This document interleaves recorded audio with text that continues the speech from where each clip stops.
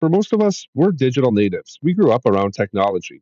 And the reality is that with social media, we just kind of bring technology naturally into our parenting. So, what do we do when our kids look at our social media feeds and see a little bit of their value or maybe even the importance of different events through that lens? What if they even see themselves through that lens? What does that do to kids? We're going to talk about that next here on the Celebrate Kids podcast in this daily segment, Face in the Dark. Before we get to that, I just want to let you know that this episode is brought to you by Summit Ministries. Summit is a fantastic 2 week camp held in Manitou Springs, Colorado, and Lookout Mountain, Georgia.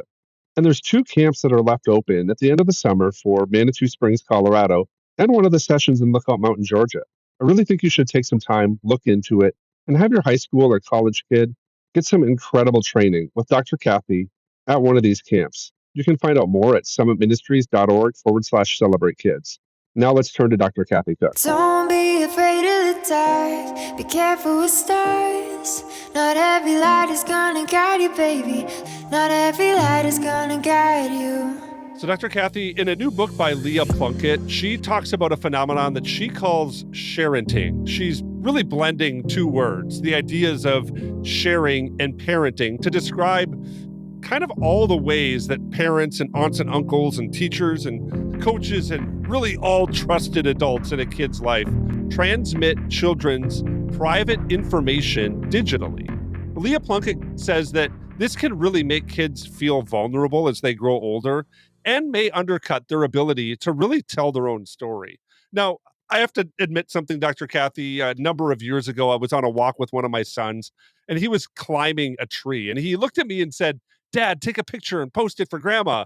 And it made me pause and think, my son's world in that moment of climbing the tree included his grandma miles away, but also included him wanting his grandma to see him in the tree at that same moment. I didn't really like that my kid had that natural ability to pull himself out of this great experience in nature to say that we should now share that experience with grandma in the same way. Should parents be conscious of how we're walking through life with our kids in and out and all around all of these other things where we kind of take the here and now and think, oh, we should pull our phone out and take a quick picture? What does it do to kids when we really live a snap and post kind of lifestyle where everything is snap and post friendly? Yeah, it actually can destroy them. I agree with her point that it doesn't allow them to tell their own story. And we know from research that employers and college admissions officers look at a social media history for a person. And in this case, the kids aren't even the ones posting. It's the parents and maybe a loved one, maybe a girlfriend is posting. And it does end up being somewhat controlling. And we've got to be aware of that. I will tell you that in the book I've written about technology, the first lie that I believe we have the potential to believe from the way that we use tech is that I am the center of my own universe. And I talk about how we can post something and watch for the like factor. We can auto-correct it, we can Photoshop it, and we can make our life be the highlight reel. And people think that they're looking at the whole world in which we live. When I've talked with our Summit students, we're fans of Summit Ministries. You can go to summit.org to find out more about the 2-week biblical worldview training program that I'm a part of, that we're huge sponsors of. When I've been there in front of hundreds of 16 to 25-year-olds, and I teach that lie that I am the center of my own universe, I'll remember forever a student who kind of bravely raised his hand and he said, Dr. Kathy, I don't believe I'm the center of my own universe, but I'm afraid I might be the center of my mom's. And there was a reaction in the room of tremendous agreement, meaning that without me performing for my mom, she has no one. And that's a very, very scary thing to put that idea in a kid's head.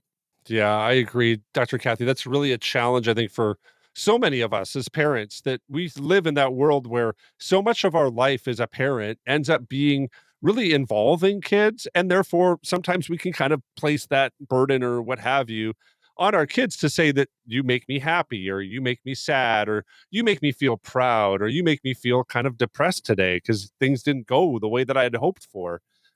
Kind of with this, Plunkett highlights how this rhythm of posting then makes kids feel vulnerable, that they can sometimes take on that responsibility that everything needs to be, of that level, that this is something that mom wants to post, or we didn't have a very good day because we didn't take as many pictures, What do we need to understand about development and building this muscle of posting for our kids that really could maybe challenge them as they're maturing, even to building their own sense of right and wrong, identity, belonging, purpose? What are your thoughts there? One of the biggest concerns I have, you've already alluded to, and that is the impression that perfection is what mom and dad are wanting, especially the mom with the phone.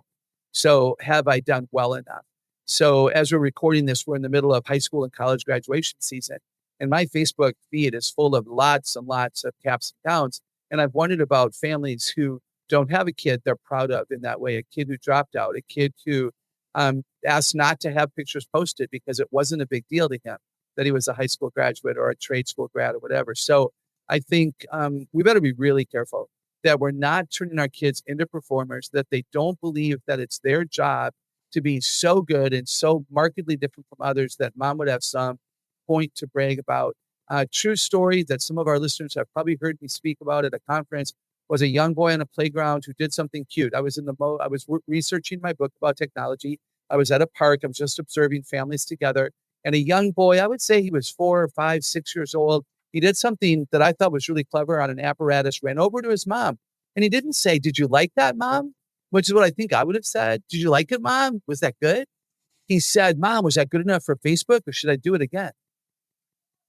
So he's 5 years old and he's already decided that it's his job to make his mom look good. That is not a healthy perspective for a young boy to have, that he's performing for his mom or that he has to be good enough for his mom to notice him. I've also had more kids than I care to think about say to me, "Dr. Kathy, my parents take pictures of me playing. I wish they would play with me." Yeah, Dr. Kathy, those are I think are gut shots for many parents. And hearing that, we could feel maybe like we failed. And I like to take a little bit of a, I don't know, glass half full, or maybe there is no glass and there's just water on the table and we have to now kind of do something with that. I think that there's a challenge there for some of us, that when we hear those stories, we have to engage it, understand that this isn't the end, understand that that was a moment inside of a story. And now we need to take a step back and ask a bigger question. How does this part of that story get resolved? Plunkett kind of highlights this, that oftentimes posting can make kids feel like they're just part of our story. And so as a parent, we can look at those things that happen and feel like that's now the story of me being a parent, and we might forget where our kids are and where their story is.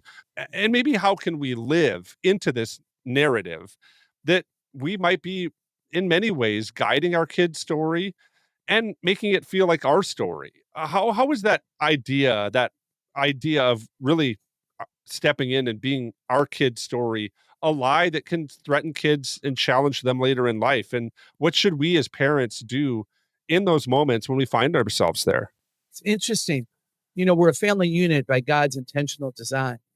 So we're certainly not saying don't ever post a picture of your child on your Facebook page. They're a part of you and you're a part of them.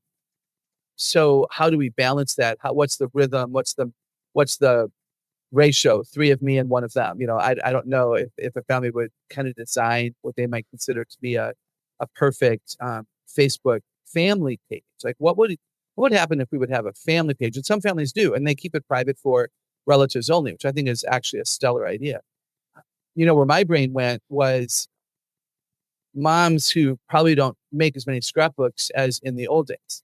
Like I made a scrapbook when I was a kid. I made scrapbooks of my birthday cards and my, get well cards and pictures from events and memories from vacations. And when my mom and dad sold the house, Dave and I were given a window of opportunity to come in and claim what we wanted that was ours. So I walked into the bedroom that had been my bedroom and everything was on a piece of furniture there. And mom and dad like, "We don't want it. If you want it, take it." And it was actually really beautiful to look through those photo albums and those scrapbooks. And I took out the pages I wanted and I did throw the rest away. And I still have those pages that in that moment mattered to me that I kept. Now, if we don't keep scrapbooks, if we don't train children to keep scrapbooks, if we don't have kids with their own memories, then they're dependent upon us to be keeping their memories for them. And that's a huge challenge. You've got 8 kids, but a parent who has even 1 or 2, do you have enough time and space and energy to do that? Or have you given your kids the opportunity, hey, do you want to make a memory page for your summer vacation? And maybe, the parents keep that for now and give it to them when the kids leave the house. I don't know. It's an interesting question. Dr. Kathy was talking today, it reminded me of a passage that comes out of Luke chapter 2, and I'm going to begin reading at verse 25. Now there was a man in Jerusalem named Simeon, who was righteous and devout. He was waiting for the consolation of Israel, and the Holy Spirit was on him. It had been revealed to him by the Holy Spirit that he would not die before he saw the Lord's Messiah. Now moved by the Spirit, he went into the temple courts. When the parents brought their child Jesus to do for him what the custom was of the law, Simeon took him in his arms and praised God, saying, Sovereign Lord, as you have promised, you may now dismiss your servant in peace, for my eyes have seen your salvation, which you have prepared in the sight of all nations, a light for revelation to the Gentiles, and the glory of your people Israel. It's just really exciting to think that there were people really who had very little significance kind of in the whole history of the world, but who God spoke to in special ways about the dynamics of what Jesus would do.